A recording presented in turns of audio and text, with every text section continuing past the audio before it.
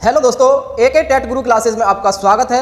आज हम सीटेट में पढ़ेंगे विकास और वृद्धि को। आइए शुरू करते हैं। पहले उसके महत्वपूर्ण चीज़ों को पढ़ेंगे कि क्या है वृद्धि और विकास, उसके अंतरों को पढ़ेंगे, फिर उसके महत्वपूर्ण क्वेश्चनों को पढ़ेंगे। आइए शुरू करते हैं। वृद्धि एक विशिष्ट तरीका है वृद्धि, जो कि एक विशेष प्रकार है जिसका एक तुलनात्मक हो सकती है, जिसकी तुलना की जा सकती है, ये देखी जा सकती है,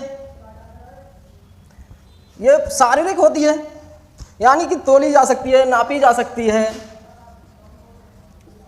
अमूर्त होती है, ये मात्रात्मक होती है, इसकी मात्रा की जाती है, कितनी बढ़ गई, कितनी वृद्धि हो गई, कितना क्या हो गया। यह विकास का ही एक भाग है। ये प्रत्यक्ष रूप से, ये मूर्त रूप से देखी जा सकती है। वृद्धि एक समय पर जाकर के रुक जाती है। जब इसका परिपक्वता आता है, जब समय आता है तो ये रुक जाती है। ये मात्रात्मक होती है, यानी कि हमेशा के लिए नहीं होती है। विकास अगर देखें हम तो ये व्यापक होता है, विशिष्ट नहीं होता, व्यापक होता है। इसका कोई स्वरूप नहीं होता है, ये बिल्कुल व्यापक होता है। यानी कि ब्रह्मांड की तरह, जैसे ब्रह्मांड व्यापक होता है वैसे ही विकास व्यापक होता है। यह मानसिक और शारीरिक दोनों होता है। जैसे हम कहते हैं इसका शारीरिक विकास कैसे कितना अच्छा हो रहा है, मानसिक विकास कितना अच्छा हो रहा है, यानी आंतरिक और बाह्य दोनों होता है।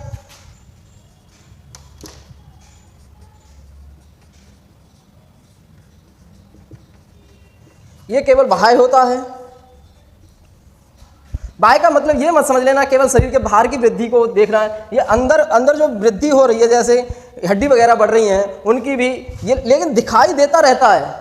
हड्डियों का भी बढ़ना दिखाई देता रहता है। ये मत कहना कि हड्डी नहीं दिखती तो ये आंतरिक भी हो गया। आंतरिक का मतलब होता है मानसिक से, चेतना से, आदि आदि चीज़ों से। यह गुणात्मक और मात्रात्मक दोनों होता है। वृद्धि मात्रात्मक होती है और ये गुणात्मक और मात्रात्मक दोनों होता है। ये एक तरह का नहीं होता है, इसी में निहित होती है वृद्धि। उसी को कहते हैं अभिवृद्धि। दोनों के संबंध को अभिवृद्धि कहते हैं, विकास और वृद्धि के संबंध को। गुणात्मक और मात्रात्मक दोनों होती है। स्वयं एक प्रक्रिया है, यह स्वयं में एक प्रक्रिया है। वृद्धि विकास की ही एक प्रक्रिया है, विकास का ही एक रूप है। विकास कभी ना रुकने वाली प्रक्रिया है, विकास कभी भी नहीं रुकता है। और वृद्धि एक समय पर जाकर के रुक जाती है। उसका एक मात्रात्मक होता है स्वरूप, उसे परिपक्वता आने पर रुक जाती है। यह आंतरिक और बाह्य दोनों होती है। चलिए आगे देखते हैं।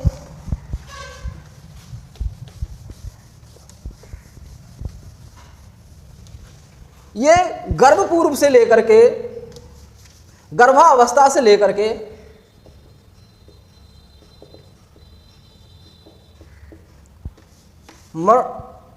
मृत्यु तक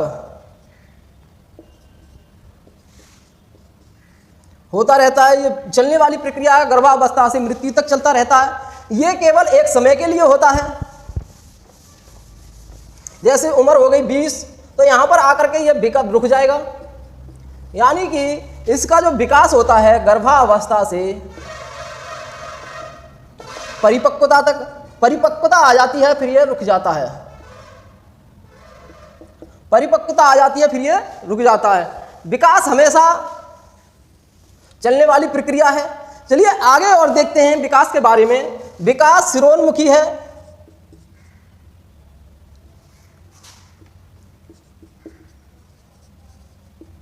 सिरोन्मुखी यानी कि ये सिर से पैर की तरफ चलता है।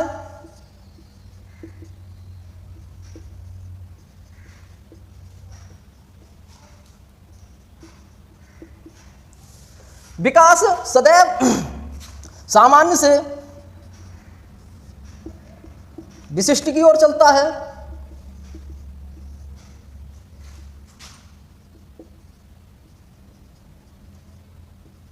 पहले विकास सामान्य तरीके से होता है, फिर विशिष्ट रूप से होता है, जैसे कि मूर्त से अमूर्त की ओर।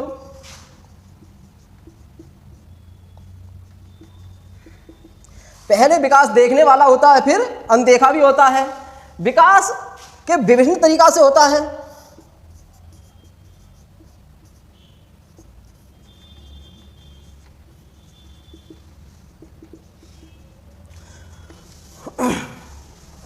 जब हम विकास की बात करें तो विकास एक क्रम में होता है।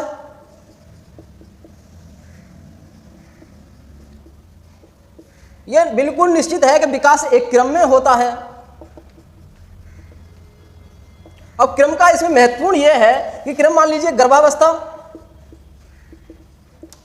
गर्भावस्था के बाद जन्म, फिर शैशवावस्था, फिर बाल्यावस्था, फिर किशोरावस्था, फिर प्रौढ़ावस्था,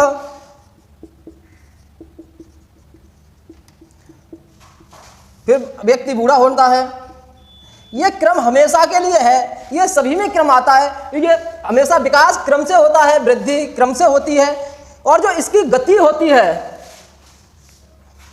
इसकी गति होती है वो अलग अलग, सभी में अलग अलग पाई जाती है।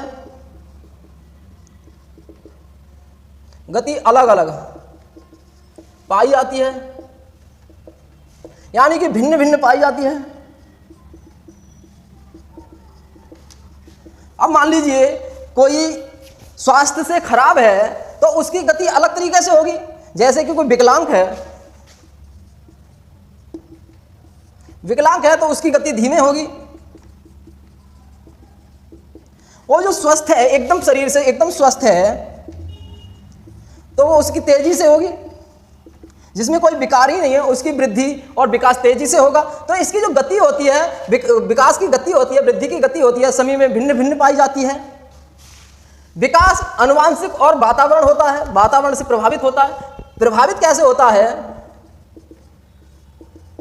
तो देखिए, आनुवांशिक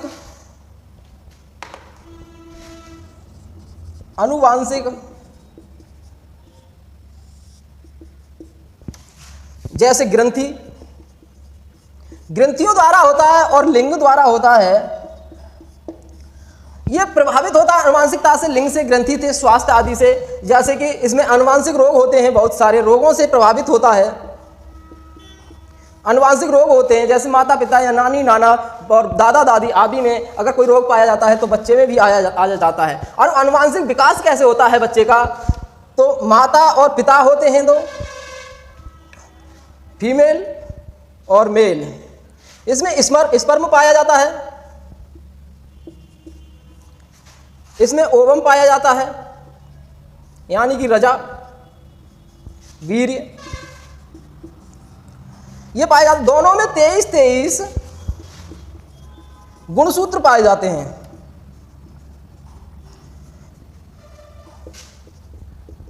अब दोनों के मिला दिए जाएं तो 46 गुणसूत्र हो गए। दोनों के 46 गुणसूत्र आते हैं माता पिता के, तब बच्चे का विकास शुरू होता है।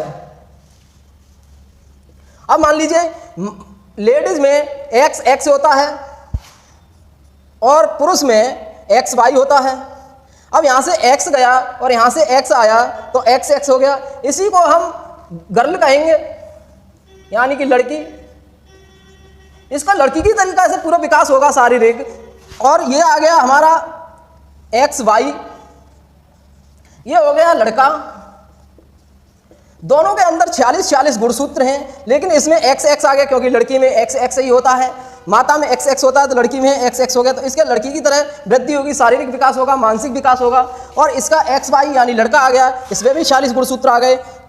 तो इसमें लड़के जैसा विकास होगा। जैसे लड़कियों का शुरुआती विकास बहुत तेजी से होता है और लड़कों का धीमे होता है। ये 100% फैक्ट है, ये साइंस है, विज्ञान है। इसमें कोई वैसी वाली बात नहीं है लड़की लड़का के पक्षपात में कि लड़की का शुरुआती विकास तेजी से होता है।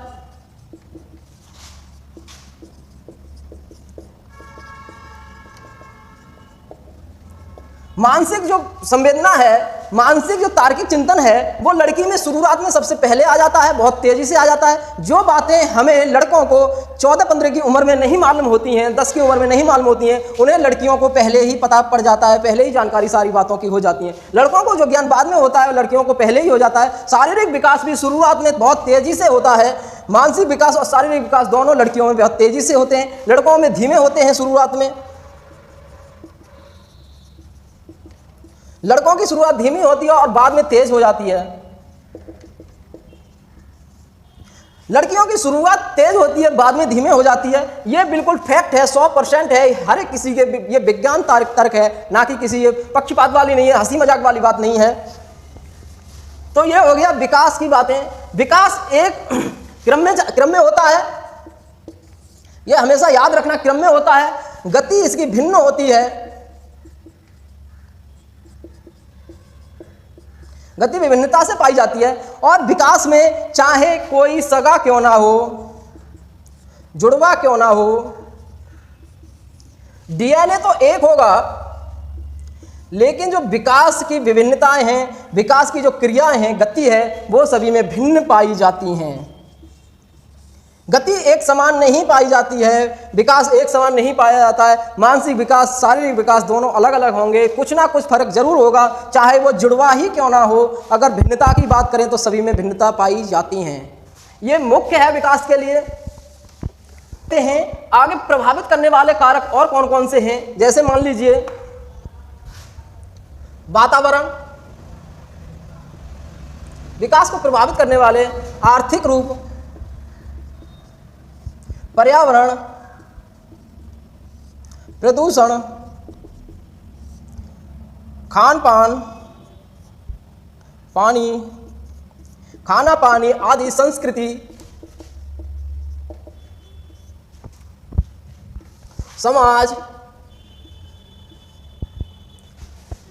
जी। ये सारी चीजें मान लीजिए विकास को प्रभावित करती हैं। लिंग विकास को प्रभावित करता है, जेंडर विकास को प्रभावित करता है। परिपक्वता, विकास में भिन्नता पाई जाती है परिपक्वता पर। चलिए देखते हैं वातावरण, हमारा कैसा वातावरण है, कैसा क्या है, उसी हिसाब से विकास होता है। जैसे मान लीजिए अब हम पहाड़ों पे पहुंच जाएं तो वहाँ लंबाई थोड़ी कम होती है, गाल फूले हुए होते हैं, सभी का चेहरा लगभग समान ही मालूम पड़ता है। चाइनीज देखो और हमारे इधर के उत्तर भारत के देखो, सभी की अलग अलग चेहरे दिखेंगे, रंग सांवला सा, ऐसे। मतलब वातावरण वृद्धि और विकास में सदैव भिन्नताएं देता है। आर्थिक रूप, किसी को अच्छा खाना मिल रहा है आर्थिक रूप से, पैसे से, कोई कम पैसे वाला है तो उसी की वृद्धि और विकास में अंतर पाया जाएगा, प्रभावित होगा। पर्यावरण, पर्यावरण कैसा है, पेड़ पौधे अगर जिस घर में अच्छे होंगे, खुशहाली अच्छी होगी, उसका अच्छा होगा विकास, और जिसमें थोड़ा कम पाया जाएगा उसमें कम होगा। जैसे जल्दी चश्मा लग जाना, आजकल बहुत जल्दी सफ़ेद बाल पड़ जाते हैं, चश्मा लग जाते हैं, ये सब इसी का कारण है। प्रदूषण, मतलब जल अगर गंदा मिल रहा है, किन्हीं गाँवों में जाओ तो जल की व्यवस्था नहीं हो पा रही है, तो ऐसे में भोजन पानी सारी प्रदूषण मिल रहे हैं, ध्वनि प्रदूषण है, तो मान लीजिए उसका विकास कैसा होगा, प्रभावित करेगा या नहीं करेगा। खाना कैसा मिल रहा है स्वास्थ्य के लिए, पानी कैसा मिल रहा है स्वास्थ्य के लिए। संस्कृति हमारी कैसी है, हिंदू संस्कृति अलग है, मुस्लिम संस्कृति अलग है। जैसे मान लीजिए पंजाबी और जाट, यादव, इनके लड़कों को, इनके बच्चों को देखेंगे शरीर कैसा होगा। वहीं पंडित और व्यापारी यानी बनिए आदि देखेंगे, सभी की भिन्नताएं अलग अलग पाई जाएंगी, संस्कृति से भिन्नताएं पाई जाती हैं, समाज में हमारे प्रभावित करता है। चलिए अब आगे को हम इसके क्वेश्चनों को देखते हैं, इनके महत्वपूर्ण क्वेश्चनों को जो आए हुए हैं। चलिए शुरू करते हैं। हमारा क्वेश्चन है, निम्न में से कौन सा कथन सत्य है। पहला है, आनुवांशिक बनावट व्यक्ति के परिवेश की गुणवत्ता के प्रति प्रत्युत्तरात्मक को प्रभावित करती है। दूसरा है, गोद लिए गए बच्चों का वही आईक्यू होता है जो उसके सगे भाई बहनों का होता है। अनुभव मस्तिष्क के विकास को प्रभावित नहीं करता। विद्यालयीकरण का वृद्धि पर कोई प्रभाव नहीं पड़ता। तो आइए देखते हैं, गोद लिए गए बच्चों का वही आईक्यू होता है जो उसके सगे भाई बहनों का होता है। मैंने अभी बताया है कि आईक्यू, शारीरिक आईक्यू यानी मानसिक विकास और शारीरिक विकास सभी का भिन्न भिन्न होता है, चाहे वो जुड़वा क्यों ना हो। डीएनए एक होगा, ये बिल्कुल सही है, लेकिन मानसिक विकास और शारीरिक विकास भिन्न भिन्न होगा, अलग अलग होगा, ये 100% सही है। किसी भले ही चाहे एक तरीका के दिखने वाले हों जुड़वा भाई बहन, उनमें भी थोड़ी बहुत अलग जरूर होगा, कुछ ना कुछ उसका बनावट थोड़ा बहुत अलग जरूर होगा। चाहे बिल्कुल चेहरा एक जैसा हो, लेकिन शरीर नीचे ऊपर जरूर थोड़ा सी भिन्नता पाई जाएगी। और आईक्यू लेवल भी अलग अलग पाया जाएगा, एक जैसी याददाश्त नहीं होगी, एक जैसी स्मरण शक्ति नहीं होगी, एक जैसा प्रतिभा नहीं होगा, दोनों में थोड़ा बहुत अंतर जरूर पाया जाएगा। हमें चिंकी मिंकी देखते हैं, चिंकी मिंकी भी उनमें जरूर ना कोई भिन्नता जरूर पाई जाएगी। ऐसे नहीं है कि 100% एक जैसे हों, 100% एक जैसे नहीं हो सकते। उनका डीएनए एक है, ये बिल्कुल सही है, लेकिन उनकी शरीर की बनावट और मानसिक आईक्यू कैसा होगा, भिन्न भिन्न होगा, ये बिल्कुल सही है। तो हमारा ये ऑप्शन बिल्कुल गलत है। निम्न में से कौन सा कथन सत्य है, हमें सत्य कथन ढूंढना है। तो IQ लेवल एक जैसा नहीं हो सकता। इसमें कहा गया है IQ लेवल दोनों सगे भाइयों का एक है। गोद लिया है एक बच्चा किसी ने, अब वो कह रहा है उसका IQ जो उसके सगे भाई बहन है उसके ही जैसा होगा। भाई जब जुड़वा एक जैसे नहीं हो सकते, एक जैसे IQ वाले नहीं हो सकते, तो भाई बहन सगे भाई बहन एक जैसे IQ वाले कैसे हो सकते हैं? उनका DNA एक है, ये बिल्कुल सही है, लेकिन IQ लेवल और शारीरिक लेवल कोई छोटा रह जाता है, कोई बड़ा रह जाता है, किसी के नाखून जल्दी बढ़ते हैं, किसी का कुछ होता है, लेकिन फर्क जरूर होता है, भिन्नता जरूर पाई जाती है। अनुभव मस्तिष्क के विकास को प्रभावित नहीं करता। प्रभावित जब मस्तिष्क का विकास जैसा होगा, अनुभव वैसा ही विकास को प्रभावित करेगा। हमारा अनुभव गांव वाला है, एक बच्चे का अनुभव शहर वाला है, दोनों में भिन्नताएं हैं। एक एटीट्यूड में रह रहा है और एक थोड़ा हीन भावना से रह रहा है, तो दोनों के विकास में प्रभावित होगा कि नहीं, परिवर्तन अलग अलग होगा कि नहीं। एक आर्थिक रूप से कमजोर है, उसका अनुभव कैसा है, आर्थिक रूप से कमजोर वाला, और एक आर्थिक रूप से मजबूत है, उसका अनुभव कैसा है, आर्थिक रूप से मजबूत वाला। तो वो पैसे को पानी की तरह बहाएगा जो आर्थिक रूप से मजबूत है, और जो आर्थिक रूप से कमजोर है वो अपने को हीन भावना, गरीब मानेगा, हीन भावना से थोड़ा आगे बढ़ेगा, तो उसका विकास प्रभावित, मानसिक विकास को प्रभावित करेगा कि नहीं करेगा। लेकिन इसमें कह रहा है नहीं करता, तो अनुभव प्रभावित करता है। किसी का अनुभव कैसा है, किसी का स्वास्थ्य है, किसी का स्वास्थ्य अच्छा है तो किसी का गड़बड़ है, दोनों का अनुभव कैसा है अलग अलग है, और उसी को मानसिक विकास को प्रभावित करेगा। चलिए ये भी हमारा ऑप्शन गलत हो गया। अगला ऑप्शन है विद्यालयीकरण का बुद्धि पर कोई प्रभाव नहीं पड़ता। बिल्कुल पड़ता है, ऐसा नहीं है कि विद्यालयीकरण का, अगर विद्यालय के हिसाब से ही कार्य किए जाएं तो बुद्धि पर 100% प्रभाव पड़ेगा, बुद्धि पर हीन भावना पैदा होगी। उसी को तो कहा गया है कि बाल केंद्रित शिक्षा दीजिए, ना कि विद्यालयीकरण। विद्यालयीकरण से बोझ बनता है। विद्यालय वाले जैसे प्राइवेट स्कूल मान लीजिए, अब उनका क्या रीजन है, पैसा कमाना। तो छोटे से छोटे बच्चे को देखना, जब पैसा जाता है घर से तो उसका मन थोड़ा हल्का होता है कि क्या कितना पैसे ले रहे हैं। वो माता पिता से लड़ते भी हैं कि मुझे इस स्कूल से नहीं दूसरे स्कूल में ले जाइए, उसमें क्या पढ़ाई नहीं होती है, ऐसे कहते हैं। हर एक बच्चा कहता है। उनके मस्तिष्क पर विद्यालयीकरण का मतलब हो जाएगा पैसा कमाना, तो उनका मस्तिष्क और उनके बुद्धि पर पूरा प्रभाव पड़ेगा। ये ऐसा नहीं है प्रभाव नहीं पड़े, ये भी गलत हो गया। चलिए अगला देखते हैं, ये 100% तीनों गलत। अनुवांशिक बनावट व्यक्ति के परिवेश की गुणवत्ता के प्रति उत्तरात्मक को प्रभावित करती है। अब देखिए हर एक व्यक्ति का परिवार से मिलता जुलता होता है, भिन्नता तो पाई जाती है। जैसे उसका परिवार है, माता पिता की शक्ल होती है, बाबा दादा की शक्ल होती है, कहते हैं इसकी आंखें मिल रही हैं, इसकी नाक मिल रही है, इसके कान मिल रहे हैं अपने पिता से, अपनी माँ से, तो उसी को कहते हैं प्रति उत्तरात्मक है। व्यक्ति के परिवेश की गुणवत्ता से बता देते हैं, परिवार को देख के ये बच्चा उस परिवार का है, शक्ल से ही बता देते हैं। जैसे मैंने अपने गाँव में बहुत बच्चे नहीं देखे हैं, लेकिन बता देता हूँ कि ये मेरे परिवार के, ये उस परिवार के, यही आंसर है। तो ये आंसर बिल्कुल सही हो जाएगा। अनुवांशिक बनावट व्यक्ति के परिवेश की गुणवत्ता के प्रति उत्तरात्मक है। उत्तर खुद ही दे देते हैं कि ये उस परिवार का है, उस परिवेश का है, उस परिवेश से आ रहा है। जैसे मान लीजिए कोई गरीब परिवार से है और स्कूल में गया, तो बच्चे को देखते ही बता देंगे, उसकी रहन सहन प्रक्रिया जो होती है वो बिल्कुल बताई जा सकती है कि ये गरीब परिवार से है, ये गांव से है या शहर से है। हम देखते ही बता देंगे ये अमीर परिवार से है या कैसे परिवार से है, हम देखते ही बता देंगे, उसी को ये कह रहा है। तो हमारा आंसर पहला बिल्कुल राइट हो गया। चलिए अगला क्वेश्चन देखते हैं। हमारा अगला क्वेश्चन है मानव विकास है। तो मानव विकास क्या है, मात्रात्मक, गुणात्मक, इनमें से कोई नहीं, एक और दो, दोनों। मैंने बताया विकास मात्रात्मक और गुणात्मक दोनों होता है।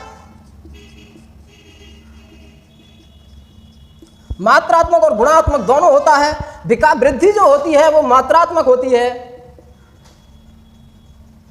वृद्धि विकास का ही एक भाग है, लेकिन इसको देखा जा सकता है, इसको तोला जा सकता है, इसको नापा जा सकता है, इसको संख्यात्मक किया जा सकता है, संख्या की जा सकती है, इसके संख्यात्मक हो सकता है। लेकिन जो विकास है वो गुणात्मक और मात्रात्मक, संख्यात्मक और व्यापक दोनों तरीका का है, व्यापक और विशिष्ट दोनों तरीका का है। इसे मान लीजिए कि जैसे वृद्धि शारीरिक है, यानी दिखाई देने वाली, हम देख के बता सकते हैं इसकी लंबाई कितनी है, उसी को हम कहेंगे वृद्धि। लेकिन जो आंतरिक रूप से कितनी वृद्धि बढ़ रही है, कितना क्या हो रहा है, कितना वजन डेली बढ़ रहा है, उसको हम बता सकते हैं? नहीं बता सकते हैं, जब तक तोल नहीं सकते। उसी को विकास कहते हैं कि उसका विकास हो रहा है। शारीरिक विकास में भिन्नताएं पाई जाती हैं, वृद्धि में भिन्नताएं पाई जाती हैं, ये बिल्कुल सही है। तो ये दोनों होता है, मात्रात्मक और गुणात्मक। जो वृद्धि में पाई जाती है जो विशेषता, जैसे दिखाई देना गुणात्मक, वो विकास में तो पाई जाती है, लेकिन विकास का मतलब होता है उसका संपूर्ण व्यापक। संपूर्ण का मतलब होता है हर तरीका से। जैसे वातावरण, सामाजिक विकास, वातावरणीय विकास, संज्ञानात्मक विकास, ये सारा विकास में आ जाता है। चलिए अगला क्वेश्चन देखते हैं। हमारा अगला क्वेश्चन है, विकास ... से ... की ओर बढ़ता है। तो जटिल से कठिन की ओर, विशिष्ट से सामान्य की ओर, साधारण से आसान की ओर, सामान्य से विशिष्ट की ओर। मैंने अभी बताया विकास कैसे होता है, सिरोन्मुखी, यानी कि वो सिर से पैर की ओर चलता है।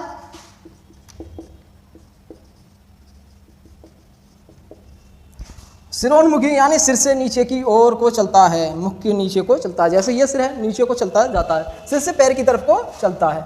यह सामान्य से विशिष्ट होता है।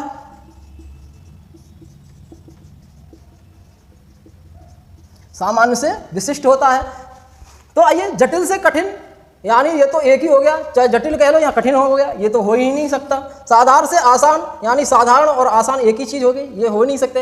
अब रह गए विशिष्ट सामान्य और सामान्य विशिष्ट। तो मैंने बताया विशिष्ट का मतलब होता है कठिन, कठिन और सामान्य का मतलब होता है सरल, यानी सामान्य वाला। तो कठिन से सरल की ओर नहीं होता, मैंने बताया सामान्य से विशिष्ट की ओर होता है। तो सामान्य से विशिष्ट, और हमारा आंसर हो गया चौथा, यानी सिर से पैर की ओर होता है, ऊपर से नीचे की ओर होता है। नीचे कठिन मान लीजिए, ऊपर सरल मान लीजिए। नीचे को आसानी से, ऊपर को आसानी से देखते हैं, नीचे को थोड़ा कठिन सा से दिखते हैं, ऐसे मान लीजिए। तो हमारा विकास ऊपर से नीचे की ओर होता है।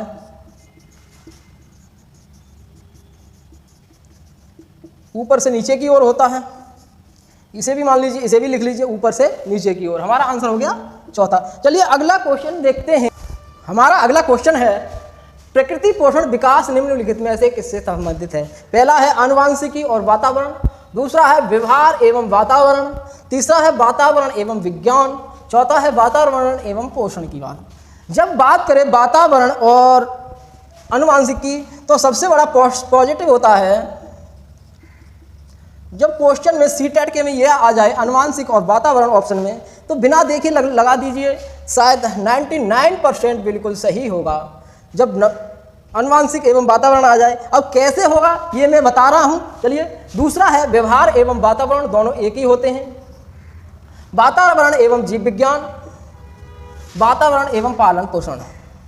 चलिए जब पालन पोषण की बात करें तो वही वातावरण यहाँ पे वायु में आ जाता है, परिवार में यहाँ पे वातावरण आदि में ही आ जाता है। पालन पोषण की बात करें, वातावरण में ही पालन पोषण किया जाता है। आनुवांशिक वो होता है जो शारीरिक हो, जैसे मानसिक हो। आनुवांशिक यानी कि जो शुरू से ही उसका आनुवांशिक प्रक्रियाएं हैं वही। और पालन पोषण और वातावरण से बदलाव आता है, उसी को सामाजिक बदलाव, उसी को कहते हैं वातावरण, ये बदलाव।